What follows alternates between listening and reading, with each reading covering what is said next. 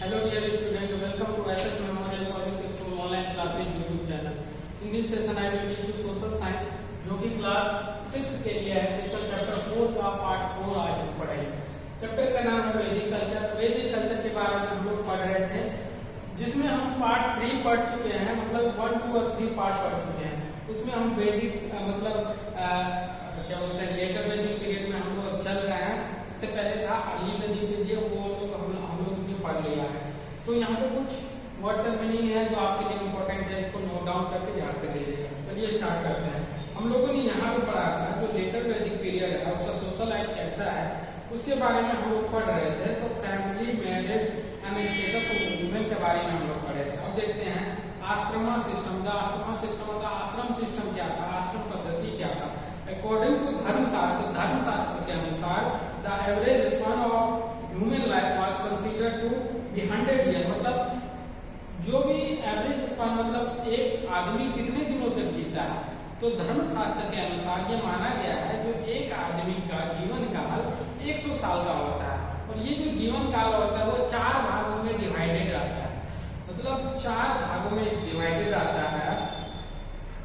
And it was divided into 4 आश्रमा और stage of 25 year each. और देखिए ये जो 4 भाग में डिवाइड रहता है उसको आश्रम बोला जाता है। और या मतलब और ये 4 भाग जो रहता है ये कितने साल का रहता है, ये 25 साल का रहता है। मतलब ब्रह्मचार्य पहला होता है ब्रह्मचार्य, दूसरा होता है गृहस्थ, तीसरा होता है वानप्रस्थ और चौथा होता है सन्यास। मतलब पहला ब्रह्मचार्य रहता है जो 1 से 25 साल के मतलब एज में रहता है। उसके बाद 25 से 50 साल के एज में होता है गृहस्थ। उसके बाद 50 से 75 साल के जो एज में रहता है वो वानप्रस्थ, और 75 से 100 साल के बीच में जो रहता है वो सन्यासी रहता है। ब्रह्मचार्य का मतलब ये होता है तो मतलब ब्रह्मचार्य मतलब जो भी मतलब गुण वगैरह हो, मतलब जो भी एजुकेशन वगैरह हो, जो भी मतलब कोई स्किल वगैरह सीखना हो तो यही ब्रह्मचार्य में लोग सीख सकते हैं। इसमें ही एजुकेशन वगैरह ले सकते हैं, मतलब ज्ञान वगैरह अर्जित कर सकते हैं। गृहस्थ का मतलब होता है शादी विवाह करने के बाद अपने परिवार का जीवन यापन करना। मतलब वो 25 से 50 साल के बीच वो जीवन यापन करते हैं और 50 साल की उम्र के बाद वो वानप्रस्थ मतलब वन की ओर अपने आप को प्रस्थान करना चाहिए, मतलब एकांतवास में उनको चला जाना चाहिए, वनों की तरफ जाना चाहिए। और चौथा जो आता है सन्यासा, मतलब सन्यासी बन जाना चाहिए। 75 साल के बाद सन्यासी भगवान की पूजा में अर्पित होने जाना चाहिए, लोगों की मोह माया से मतलब एकदम अलग हो जाना चाहिए, उनको सन्यासी बन जाना चाहिए सन्यास आश्रम के अनुसार। रिलीजन आप देखते हैं इसमें रिलीजन किस टाइप के थे। 3 गॉड मतलब 3 गॉड का मतलब यहाँ पे ये हुआ। द अर्ली वैदिक गॉड इंद्र, वरुण एंड अग्नि बिगेन टू लूज इंपॉर्टेंस। मतलब इनकी जो महत्वपूर्णता थी इंद्र, वरुण और अग्नि की, इनकी महत्वपूर्णता धीरे धीरे समाप्त होती चली गई, मतलब धीरे धीरे कम होती चली गई।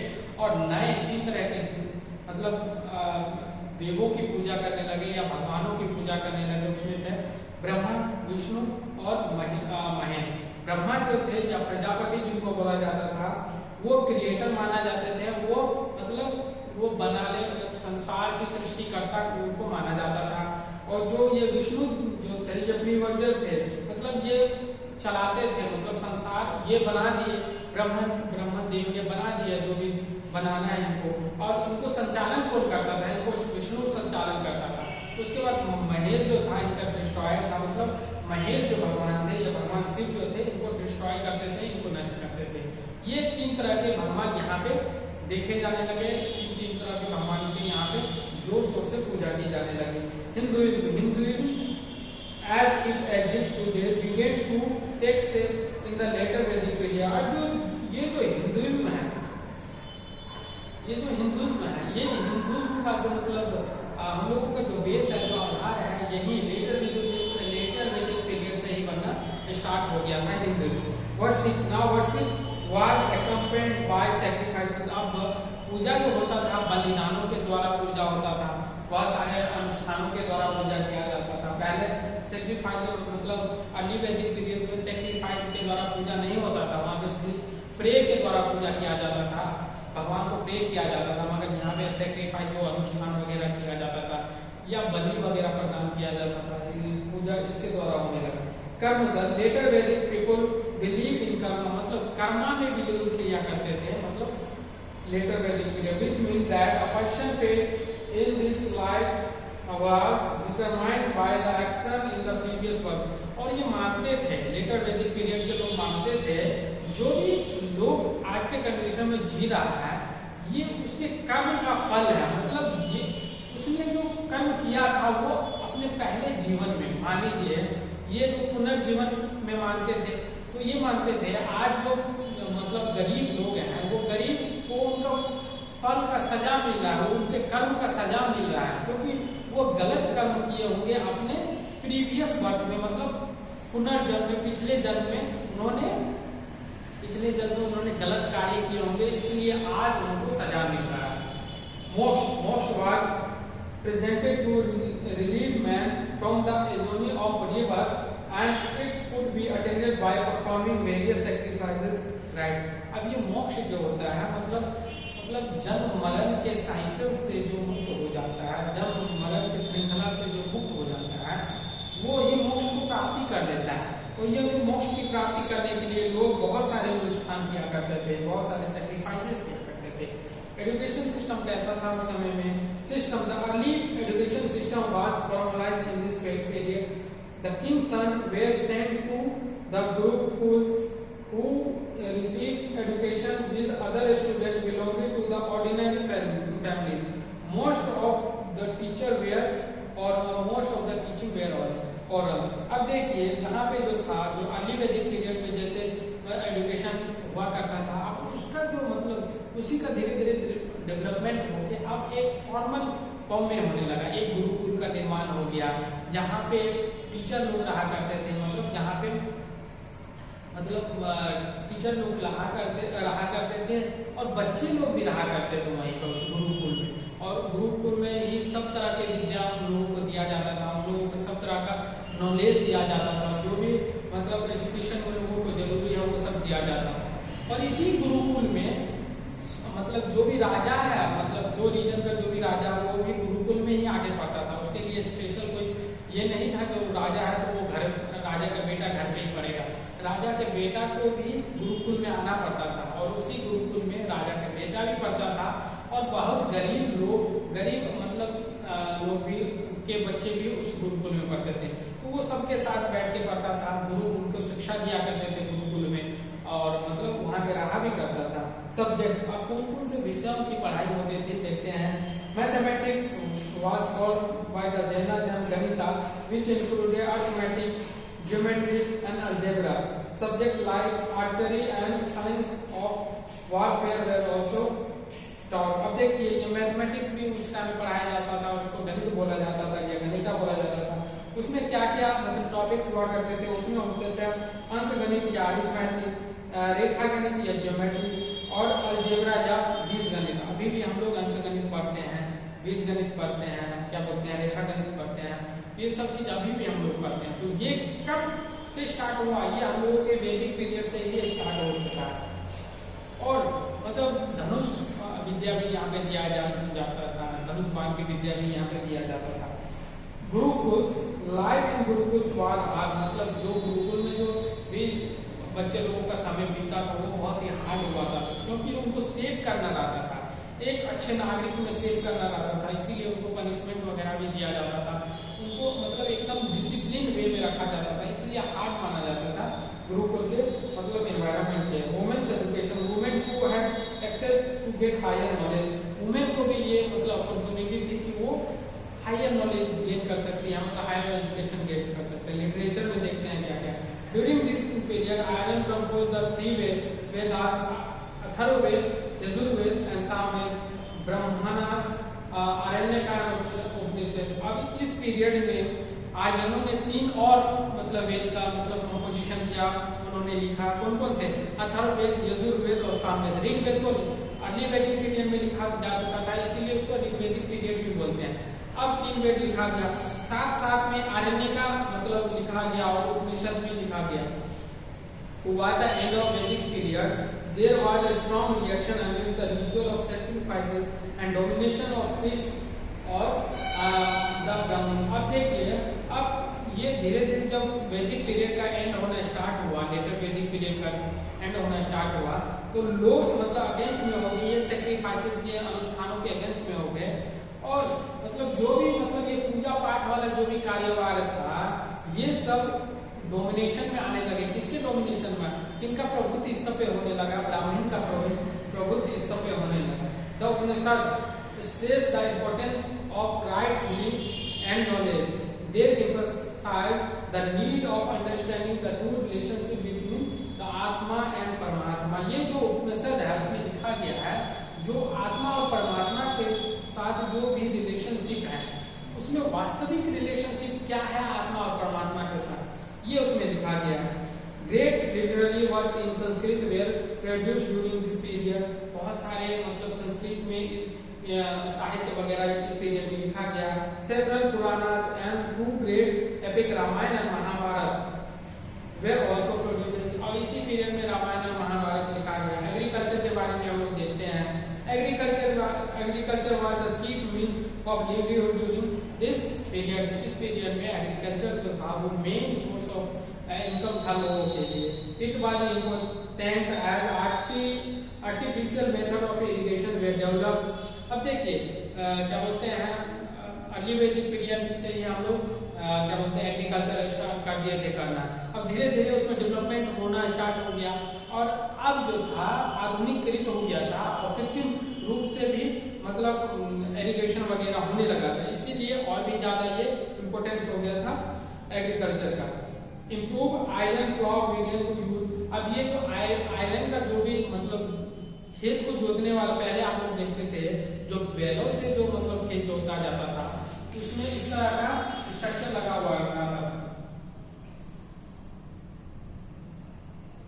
मतलब इस तरह का स्ट्रक्चर लगा हुआ रहता था। यहाँ पे ये कुछ है, ये पकड़ने वाला इस टाइप का लगा, ये बैल में लगता था। ये जो रहता था ये आयरन से बना हुआ रहता था, लोहे का बना हुआ था। तो ये वाला पार्ट मतलब ये कब से स्टार्ट हो गया? हम लोगों के लेटर वैदिक पीरियड में ही ये सब पार्ट बनने लगे थे। ये सब तरीके का मतलब इक्विपमेंट, इंस्ट्रूमेंट बनने लगे थे, जिससे खेती करना आसान हो गया था।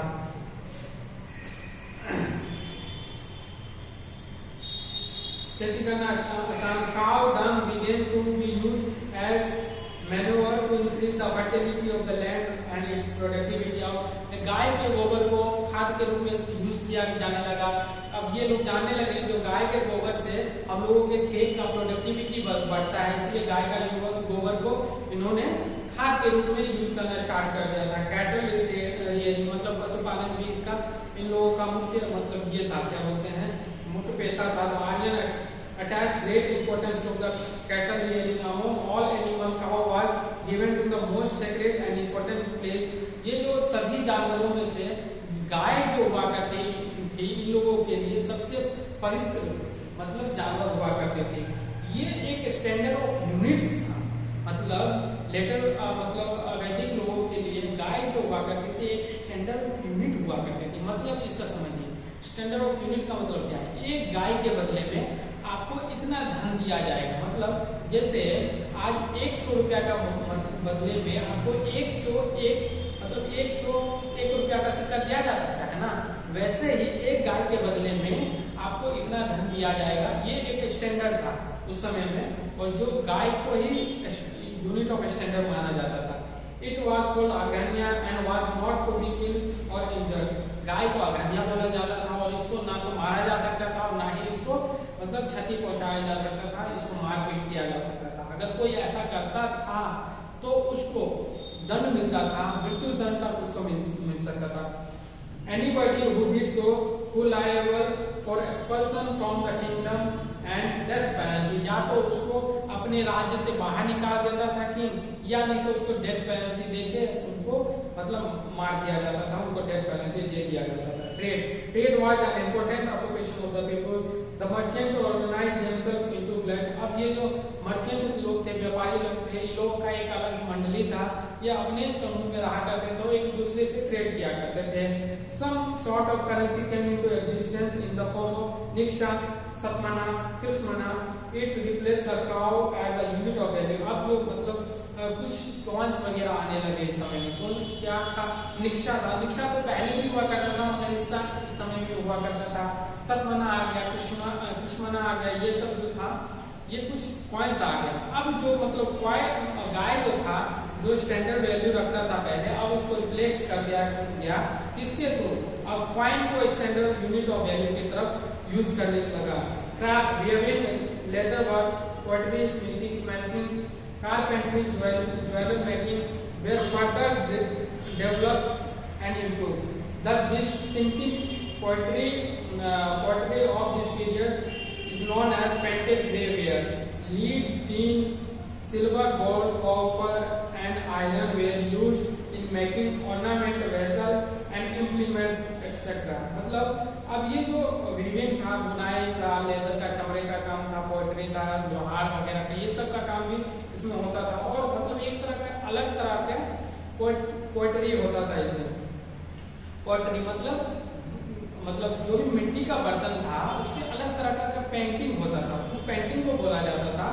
और उस मतलब पेंटिंग होके जो अर्थ बनता था, जो यूटेंसिल्स बनता था, जो बर्तन बनता था, उस बर्तन को बोला जाता था पेंटेड ग्रेवेयर। मतलब पेंटेड ग्रेवेयर उसको बोला जाता था। लेड, टीन, सिल्वर वगैरह ये सब चीज यूज किया जाता था सजावटी सामानों को बनाने में, ज्वेलरी वगैरह बनाने में।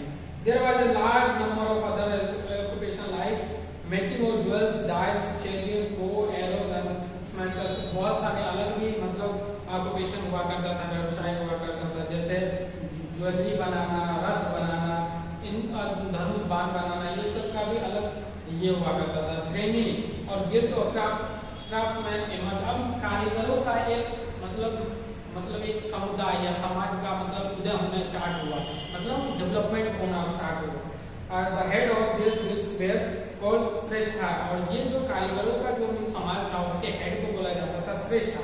Copper and iron came into know by different term, copper iron को अब अलग अलग तरीकों से बुलाया जाने लगा। Urban development, settle Aryan life resulted in very few big cities. Although the Vedic civilization was primarily rural in character, cities like Hastinapur, Indraprastha, Ayodhya, Kaushambi, Mithila, etc. stand out as the capital city in the Great Janpada. आप देखिए ये यद्यपि ये लोग वैदिक लोग जो रहते थे वो रूरल का जिंदगी मतलब गांव में रहा करते हैं, मगर धीरे धीरे ये लोग शिफ्ट होने लगे या ये लोगों ने शहर बनाना स्टार्ट किया। उसमें कुछ फेमस शहर का नाम था हस्तिनापुर, इंद्रप्रस्थ, काशी, अयोध्या, ये सब नाम के शहर उस समय में बन चुके थे। Contribution of Aryan in culture, अब जो आर्यन का कंट्रीब्यूशन हम लोगों के मतलब जो इनका योगदान है, हम लोगों के जीवन में इनका क्या योगदान है आर्यनों का, उसके बारे में हम लोग देखते हैं। Mathematics, Vedic people knew the method of making a square equal in area to triangle or circle. अब देखिए वैदिक पीपल जो रहते हैं, वैदिक पीपल जो थे वो जानते थे, जो मतलब स्क्वायर बनाना जानते थे, ट्रायंगल बनाना जानते थे, सर्कल बनाना जानते थे, और उनका एरिया कैलकुलेट करना जानते थे, और वो ऐसा एक स्क्वायर बना सकते थे। मतलब यहाँ पे समझिए स्क्वायर का मान लीजिए स्क्वायर है, तो ये स्क्वायर का एरिया क्या होता है, स्क्वायर का अगर मान लीजिए हम लोग एरिया निकालते हैं, स्क्वायर का एरिया जो रहता है आपको ये स्क्वायर रहता है। अगर ये आपका साइड है मतलब ये आपकी भुजा है तो ये स्क्वायर इसका एरिया होता है। मान लीजिए ये एरिया का वैल्यू हो गया 150 सेंटीमीटर स्क्वायर, ऐसा निकल गया। मान लीजिए हम एग्जांपल दे रहे हैं, तो इसी एरिया का ये लोग बना सकते थे, क्या बना सकते थे, ट्रायंगल भी बना सकते थे और सर्कल भी बना सकते थे। मतलब इसी एरिया का ये लोग सेम एरिया का ट्रायंगल बना लेते थे और सेम एरिया का सर्कल भी बना लेते थे। मान लीजिए ये पाई आर स्क्वायर होता है ना, तो इसी का इसका भी वैल्यू 150 सेंटीमीटर स्क्वायर होता है। ये half into base into height होता है ना, इसका भी वैल्यू 150 सेंटीमीटर स्क्वायर होता है। मतलब ये स्क्वायर ऐसा स्क्वायर बना सकते थे जिसका एरिया सेम रहता था ट्रायंगल के एरिया का और रेक्टेंगल क्या बोलते हैं सर्कल के एरिया का। तो इस तरह का ये लोग वेल डेवलप्ड थे। वो जीरो भी जानते थे, the zero was known to them due to large calculation को भी रिकॉर्डेड, मतलब वो जीरो को जानते थे और उनका यूज करना जानते थे, इसीलिए वो बहुत बड़े बड़े कैलकुलेशन भी कर सकते थे। They also use decimal system, cube, cube root, square root, under root were also known as and use. अब देखिए वो डेसिमल सिस्टम भी जानते थे, वो दशमलव पद्धति भी जानते थे, उस समय में जानिए जो दशमलव पद्धति वो जानते थे, स्क्वायर रूट वगैरह निकालना जानते थे, और अंडर रूट वगैरह निकालना जानते थे, क्यूब निकालना जानते थे, क्यूब मतलब क्यूब रूट वगैरह निकालना जानते थे वो लोग। साइंस का क्या था, ये एस्ट्रोनॉमी या एस्ट्रोलॉजी, ये खगोल विज्ञान और मतलब ज्योतिष विज्ञान में ये लोगों को बहुत ही निपुणता थी, बहुत बड़ी मात्रा में ये जानते थे। Aryan could calculate the movement of heavenly body and known as their position at different time। ये मतलब जो भी हम लोगों का जो भी प्लैनेट वगैरह है उनका मतलब टाइम को कैलकुलेट कर पाते थे, उनके पोजीशन को ये लोग कैलकुलेट कर पाते थे। हम लोगों के जो भी क्या बोलते हैं खगोल में जो भी है, यूनिवर्स में जो भी प्लैनेट है, हेवनली बॉडी है, जैसे ये अर्थ होगा, मान लीजिए मून हो गया, उसका ये लोग एग्जैक्ट लोकेशन किस टाइम पर क्या होगा वो निकाल पाते थे। इसीलिए ये लोग ये कैलकुलेट कर पाते थे जो कब सूर्य ग्रहण लगेगा, कब चंद्र ग्रहण लगेगा, इसी कारण, क्योंकि ये जान पाते थे जो इस समय में चंद्रमा का क्या पोजीशन होगा, सूरज का क्या पोजीशन होगा, तो ये लोग इसी से मैनिपुलेट कर पाते थे, इसी से निकाल पाते थे तो मतलब ये कब लगेगा सूर्य ग्रहण, कब लगेगा चंद्र ग्रहण, और इन्होंने अपना कैलेंडर भी मतलब ये किया था, डेवलप किया था, अपना कैलेंडर भी बनाया था। अब ज्योग्राफी को लेकर इनका बारे में हम जानते हैं। Aryan knew that earth move on its axis and also around the sun and that the moon moves around the earth. अब देखिए आर्यन ये भी जानते थे जो अर्थ जो है जो अपने एक्सिस पर मूव करता है, अपने एक्सिस पर रोटेट करता है और साथ ही सूर्य के चारों ओर चक्कर लगाता है, ये आर्यन लोग जानते थे। They also try successfully to calculate the time taken by the planet to revolution and distance of various planets from the sun। अब ये टाइम को कैलकुलेट कर पाते थे, तो मतलब सन को रेवोल्यूट मतलब अगर अर्थ सन को रेवोल्यूशन करता है तो उसमें कितना टाइम मतलब लगेगा, तो 365 दिन लगता है, ये उस समय में कैलकुलेट कर पाते थे।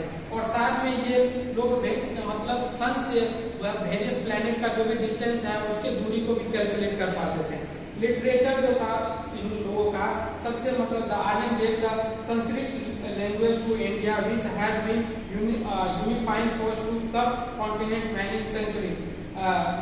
Aryan produced rich literature. हम लोग जानते हैं आर्यन लोग हम लोग को बहुत सारे वेद पुराण लिख के दिए हुए हैं, वो सब संस्कृत में लिख के दिए हुए हैं। तो ये जो संस्कृत लैंग्वेज का डेवलपमेंट इन्होंने ही किया था और ये हम लोगों को एज ए विरासत में मिली है। इकोनॉमी इन लोगों का